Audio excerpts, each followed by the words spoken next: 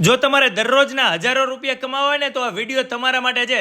આપણા રાજકોટમાં છેલ્લા ઘણા સમયથી મોરબી રોડ ઉપર સેટેલાઇટ ચોકમાં સક્સેસ કોમ્પ્યુટર ક્લાસીસ ચાલી રહ્યા છે. અને હવે તો કુવાડવા રોડ ડીમાર્ટ બાજુમાં 50ના રોડ ઉપર સિટી સેલિયમની સામે આજે સુરેશ પ્રજાપતિ હસ્તક બીજી બ્રાન્ચ ઓપન થઈ ગઈ છે.